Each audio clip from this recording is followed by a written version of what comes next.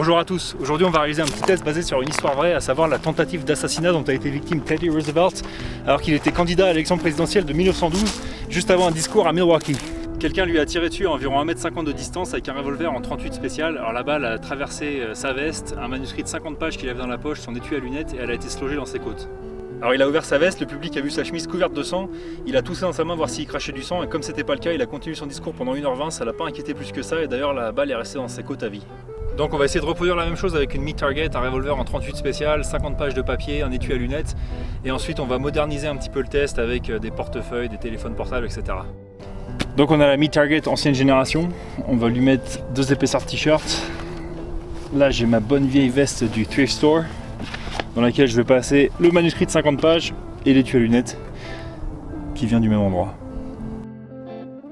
Alors voilà ce que je vais utiliser en 38 spécial, je crois que l'original c'était un Call Police, avec il me semble un canon de 4 pouces, donc je suis pas sûr, mais c'est à peu près équivalent à ce qu'on a ici. Donc j'avais mis la veste à l'envers parce que c'était plus facile pour moi pour viser, donc j'avais mis une petite cible. Donc on a traversé on ne peut mieux l'étui à lunettes, les 50 pages pareil.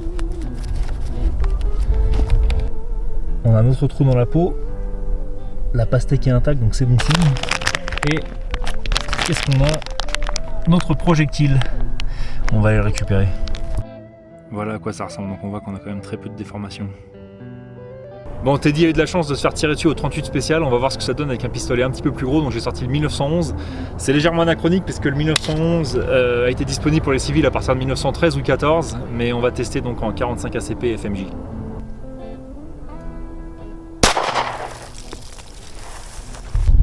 Alors trou d'entrée du 45 ici, trou de sortie ici, donc là c'est assez similaire jusqu'ici, à travers le papier là. On est entré dans la peau ici, on voit que là on a tapé une côte juste ici. Et après par contre, là Teddy il s'en sortait moins facilement quand même.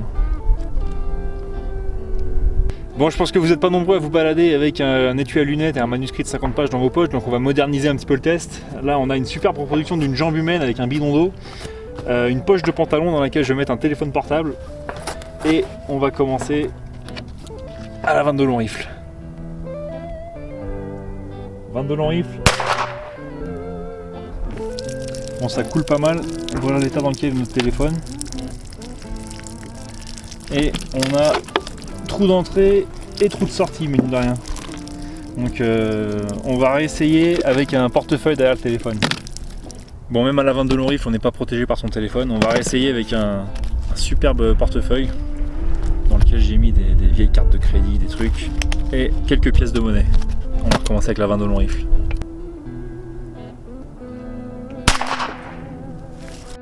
Alors on est rentré dans le portefeuille et on a éclaté les pièces de monnaie. Il y en a 3 ou 4 qui sont complètement éclatées. Et il reste des morceaux de projectiles dans le portefeuille là. Je sais pas si on arrive à voir. Et surtout il en reste plein dans la poche. Et le téléphone lui est intact. Et le bidon aussi évidemment. Bon, on n'a même pas traversé la partie porte-monnaie du portefeuille, on n'est même pas arrivé aux cartes ni rien. Donc on va réessayer avec du 9 mm.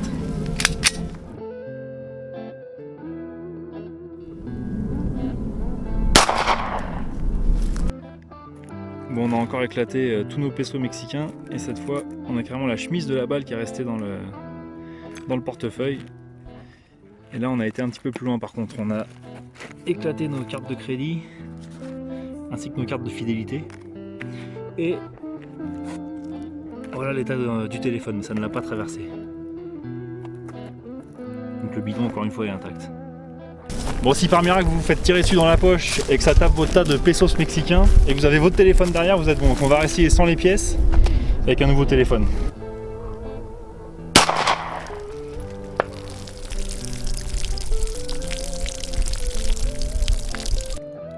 Bon, sans grande surprise. J'ai raté la cible, c'est un magasin local ça. J'ai raté à quelques centimètres.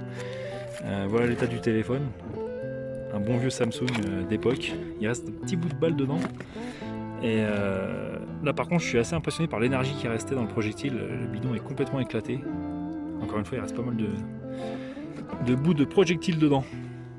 Donc je suis vraiment impressionné par la résistance aux balles de quelques pièces de monnaie, quoi. Quand on voit ce que ça a donné avec et sans, impressionnant. Bon, les pesos mexicains ont tout arrêté, donc on va essayer d'en finir avec une arme bien traditionnelle de nos terroirs.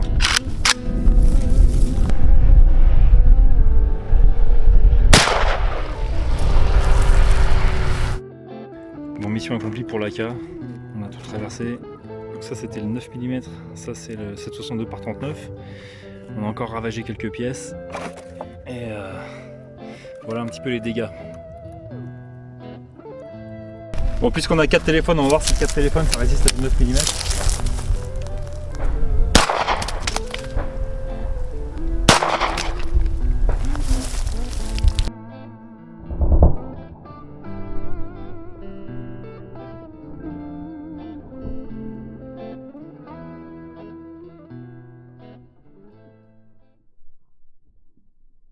Alors j'en ai tiré 2 parce que j'avais oublié d'allumer la GoPro, donc j'en ai tiré une deuxième.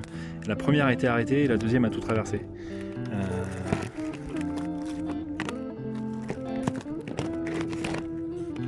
Il reste plus grand chose. J'ai retrouvé ma carte SIM. Et par contre celle qui a traversé elle avait vraiment très peu d'énergie, mais quand même suffisamment pour traverser de part en part. Alors pour conclure, déjà la bonne nouvelle du jour, c'est qu'on a réussi à reproduire notre petite anecdote historique. Ensuite, quand tu as été sauvé par le contenu de ses poches, à moins d'avoir de la petite monnaie dans les poches ou éventuellement un trousseau de clés, c'est pas gagné.